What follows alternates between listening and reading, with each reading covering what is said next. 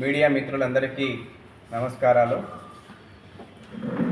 YSR Congress party నాయకులు యువకులపైన కపట ప్రేమ చూపిస్తూ మొసరి కన్నీరు కారుస్తూ యువపోరు అని పోస్టర్లను ఆవిష్కరిస్తూ మభ్యపెడుతున్నారు. ఏదో గత ప్రభుత్వంలో యువకులకు వీళ్ళ ప్రభుత్వం ఉద్ధరించినట్టు ప్రగల్భాలు పలుకుతున్నారు. వాస్తవంగా చెప్పాలంటే యువకులకు తీరని అన్యాయం జరిగిన హయాం ఏదైనా ఉందంటే అది గత వైఎస్ఆర్ కాంగ్రెస్ పార్టీ ప్రభుత్వం హయాంలోనే తీరని అన్యాయం జరిగింది. ఇవాళ కూటమి ప్రభుత్వంలో నారా లోకేష్ గారి నాయకత్వంలో వేల కోట్ల రూపాయలు రాష్ట్రానికి పెట్టుబడులు వస్తూ ఉద్యోగ అవకాశాలు వస్తున్న తరుణంలో గౌరవ పవన్ కళ్యాణ్ గారి నేతృత్వంలో మన్రేగా పరుగులు పెడుతూ అనేక మందికి మెండు ఉపాధి అవకాశాలు కల్పిస్తున్న వేళ ఇక వచ్చే విద్యా సంవత్సరం నుంచి తల్లికి వందనం అమలవుతుందని తెలిసి 15,000 చిలుకు పోస్టులను మెగా డిఎస్సి పేరిట నోటిఫికేషన్ విడుదలవుతున్న వేళ యువకులకు మంచి జరుగుతున్న వేళ ఈ యువకులందరూ కూడా కూటమి ప్రభుత్వం వైపు ఆకర్షితులవుతున్నారు అని చెప్పి కేవలం అక్కస్సుతో ఓర్వలేక ఏదో విధంగా యువకులకు మభ్యపెట్టాలి, వారి భవిష్యత్తుకు అంధకారంలోకి నెట్టివేయాలి, వారిలో ఒక నిస్పృహను నిత్తేజాన్ని నింపాలి అని ఒక కుట్ర కోణంతో కుటిల బుద్ధితో పన్నుతున్న పన్నాగంలో భాగమే ఈ యువపోరు అనే పోస్టర్ రిలీజ్ చేయడం జరిగింది. ఏదో వామపక్షాల్లో జాతీయ కాంగ్రెస్ పార్టీని ఉద్యమిస్తే కాస్తో కూస్తో అర్థం పర్థం ఉంటుంది. విద్యార్థుల పట్ల యువకుల పట్ల భస్మాస్త్ర హస్తంలా తయారైన ఈ వైఎస్ఆర్ కాంగ్రెస్ పార్టీ యువకుల గురించి విద్యార్థుల గురించి మాట్లాడుతూ ఉంటే దయ్యాలు వేదాలు వల్లినట్టు ఉందని చెప్పి ఈ సందర్భంగా తెలియపరుస్తున్నాం. మీరా మాట్లాడేది యువకుల గురించి విద్యార్థుల గురించి మీ పార్టీనా మాట్లాడేది? ఎన్టీఆర్ విద్యోన్నతిని తూట్లు పొడిచింది మీ ప్రభుత్వం కాదా? ఫీజు రియంబర్స్మెంట్ను పీజీ రియంబర్స్మెంట్ రద్దు చేసింది గత వైసీపీ ప్రభుత్వం కాదా? జాబ్ క్యాలెండర్ పేరిట దగా చేసిన పార్టీ మీ వైఎస్ఆర్ కాంగ్రెస్ పార్టీ కాదా? అమర్ రాజా వంటి అనేక సంస్థలను ఇబ్బంది పాలు చేసి రాష్ట్రం నుంచి తరలివేసి వేల మందికి ఉద్యోగులను రోడ్డు పాలు చేసిన పార్టీ మీ వైఎస్ఆర్ కాంగ్రెస్ పార్టీ మీ ప్రభుత్వం కాదా? విదేశీ విద్యార్థులకు స్కాలర్షిప్లు ఆపింది మీ ప్రభుత్వం కాదా? నిరుద్యోగ భృతిని రద్దు చేసింది మీ ప్రభుత్వం కాదా? వసతి దీవెన విద్యా దీవెన పేరిట కరెంటు బిల్లులను లింకు చేసి అర్హులైన వేల మంది విద్యార్థులకు ఊచకోత కోసిన పార్టీ మీ ప్రభుత్వం వైఎస్ఆర్ కాంగ్రెస్ పార్టీ ప్రభుత్వం కాదా? మీరా మాట్లాడేది? మీకు నైతిక హక్కు ఉందా అని చెప్పి వాళ్ళు అడుగుతున్నాము. ఇదే కడప రిమ్స్కు సంబంధించి 206 పోస్టులకు గాను అపాయింట్మెంట్ ఆర్డర్లు ఇస్తామని చెప్పి పులివందులకు పిలుచుకొని ఫోటోలు దిగిన ఈ మాజీ ముఖ్యమంత్రి జగన్మోహన్ రెడ్డి గారు అపాయింట్మెంట్ ఆర్డర్లు ఇవ్వకుండా ఆ యువకులకు రోడ్డు పాలు చేసిన విషయం వాస్తవం కాదా? వాళ్ళ ఉసురు మీకు తగలదా? వారి రోదన మీకు పట్టదా అని చెప్పి వాళ్ళ తెలుగుదేశం పార్టీ గట్టిగా నిందిస్తోంది ఈ వైఎస్ఆర్ కాంగ్రెస్ పార్టీ నాయకులపైన. కాబట్టి యువకులను హింస వైపు దారి మళ్లించే విధానాన్ని ఆపండి, యువకుల్లో నిస్పృహ నిత్తేజాన్ని నింపాలనే ఒక కుటిల బుద్ధిని మీరు ఆపండి అని చెప్పి ఇవాళ తెలుగుదేశం పార్టీ యువకుల తరఫున మిమ్మల్ని తెలియపరుస్తున్నాం.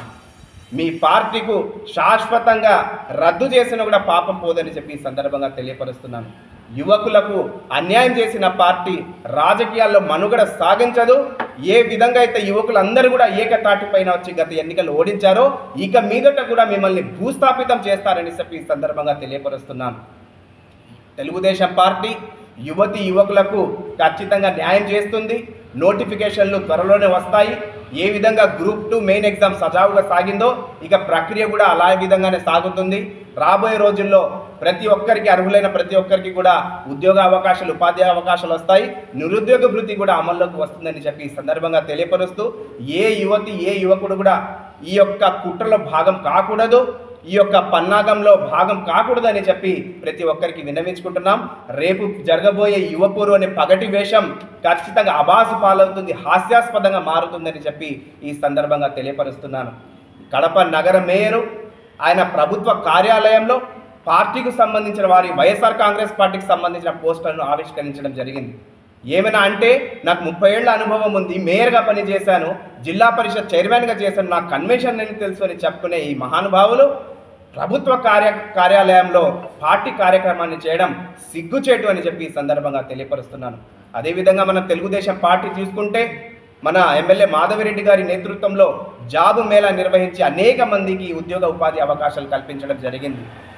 మన జిల్లా అధ్యక్షులు శ్రీనివాసులు రెడ్డి గారు కూడా ఖచ్చితంగా యువకులకు అండగా నిలవాలి, భావితరాలకు అండగా నిలవాలని చెప్పి ఒక పక్కా ప్రణాళికతో ముందుకు వెళ్తా ఉంటే ఓర్వలేక ఈ వైఎస్ఆర్ కాంగ్రెస్ పార్టీ నాయకులు పన్నాగాలు పన్నడం సిగ్గుచేటు అని చెప్పి ఈ సందర్భంగా తెలియపరుచుకుంటూ ఖచ్చితంగా రాబోయే రోజుల్లో యువకులే వీరికి తగిన బుద్ధి చెప్తారని చెప్పి ఈ సందర్భంగా తెలియపరుస్తూ సెలవు తీసుకుంటున్నారు. ఈరోజు వైఎస్ఆర్సీపీ నాయకులు రేపటి దినం ఏదైతే యువత ఫీజు పోరు అనేటువంటి కార్యక్రమాన్ని చేపట్టాలని పిలుపిచ్చారో ఆ పిలుపు నిశ్శబ్దతో నెలకొనిగి ఉన్న విషయాన్ని మీరందరూ గమనించాలని నేను తెలియపరుస్తున్నాను. ఎందుకంటే కేవలము వైఎస్ఆర్సీపీ పార్టీకి సంబంధించినటువంటి ఆ యొక్క నిబద్ధత ఏదైతే ఉందో దాన్ని చాటుకోవడానికి మాత్రమే వారు ఆ కార్యక్రమాన్ని చేస్తున్న విషయాన్ని నేను తెలియపరుస్తున్నాను. ఎందుకంటే పార్టీకి 11 సీట్లు రాష్ట్రం అంతా ప్రకటిస్తే వాళ్ళు దిక్కుతోచని పరిస్థితిలో పార్టీ ప్రతిష్టను కొనసాగించుకోవాలనే ఉద్దేశంతో లేని యువ పోరును వాళ్ళు సృష్టించుకొని వాళ్ళ ఉనికి కాపాడుకునేదానికి కోసం మాత్రమే ఈ యొక్క కార్యక్రమాలు వాళ్ళు మొదలుపెట్టడం జరిగింది. గత నెలలోనే ఆ యొక్క యువ ఫీజు పోరు పెట్టాలని వాళ్ళు ప్రయత్నం చేసినప్పటికీ జనాన్ని సమీకరించుకునే విషయంలో అబాసు పాలయ్యి ఆ కార్యక్రమాన్ని రద్దు చేసుకున్న విషయాన్ని రాష్ట్ర ప్రజలందరూ గమనించినారు.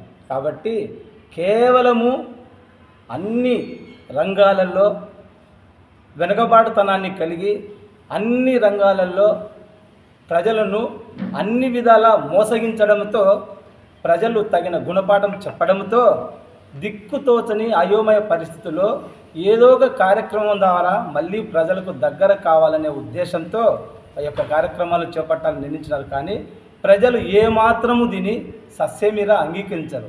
ఎందుకంటే తెలుసు ప్రజలకు సంక్షేమం, అభివృద్ధి, యువతకు ఉపాధి, మహిళలకు సంరక్షణ అన్ని రంగాలలో కూటమి ప్రభుత్వము ముందడుగు వేస్తున్నటువంటి విషయాన్ని రాష్ట్ర ప్రజలందరూ గమనించినారు. కాబట్టి ఈ కూటమి పాలనలో రాష్ట్రము సుభిక్షంగా సురక్షితంగా ఉంటుందన్న విశ్వాసాన్ని రాష్ట్ర ప్రజలందరూ ఏకాభిప్రాయంతో తెలియపరచడంతో వాళ్ళ ఉనికి చాటుకునేదానికి మాత్రమే ఈ ఫీజు పోరు అనే విషయాన్ని వైఎస్ఆర్సీపీ నాయకులు ఏర్పాటు చేసినారు. కానీ దీనివల్ల వాళ్ళకు వచ్చే ఉపయోగం ఏముండదు, దీనివల్ల ప్రజలను ఉద్ధరించే విషయమూ లేదని నేను మీకు పత్రికాముఖంగా తెలియపరచుకుంటున్నాను.